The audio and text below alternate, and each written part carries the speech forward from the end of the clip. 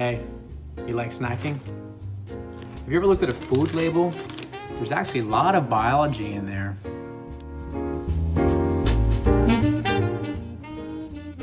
Hey, welcome to EnvironMinute-Episode 5. This is a part of the Bridge to Biology. Specifically, we'll be talking about macromolecules. So, what's a macromolecule? What does macro mean? Well, most of you know what the word micro means. Micro is just the opposite of macro. So we're talking about large molecules for their size. These are molecules that are responsible for a lot of biological processes. We'll be talking about 4 molecules specifically for this episode. We'll start with carbohydrates, talk about lipids, proteins, and nucleic acids. Let's get started.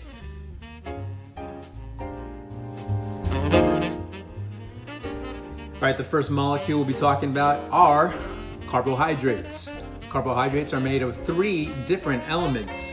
First one being carbon, second one being hydrogen, and third one being oxygen, which gives it the name carbohydrate.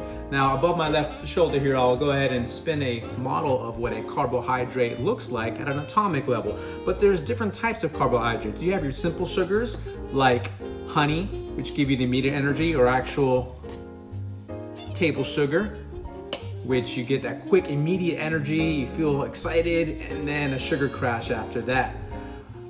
There's also your more complex carbohydrates like potatoes and pasta. Now, they don't taste sweet, but there's sugars in them, and these are longer or larger sugar chains that actually give you longer lasting energy and not that quick, short duration burst.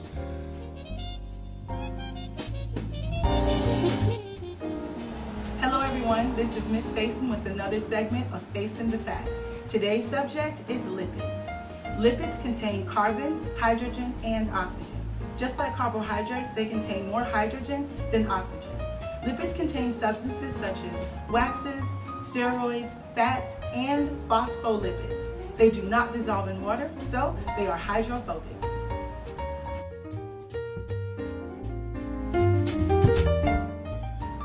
All right, we're at our third macromolecule. Now we're getting even bigger. It's gonna be proteins. Now, proteins are made up of all the other elements we talked about, carbon, hydrogen, oxygen, but now we're gonna include nitrogen in there as well. So take a look at a protein bottle if you have one, and I'm gonna go ahead and spin the animation of protein there over my left shoulder. So when you take a look at the back of the bottle, you're gonna notice that there's a lot of amino acids, and I'll let you zoom into the number of amino acids there that make up protein. So amino acids, if you like Lego blocks, if you think of Lego blocks, when you string all the Lego blocks together, these are different amino acid chains coming together to make one large protein. And protein pretty much makes up everything we are, from muscles to skin, to teeth, to hair, to nails, you name it. Our body's run by proteins.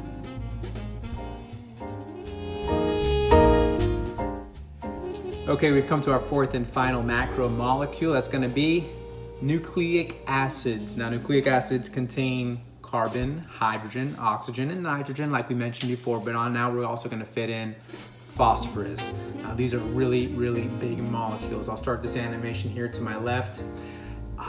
It makes up DNA and RNA, everything that runs the blueprint of your body. These molecules are huge.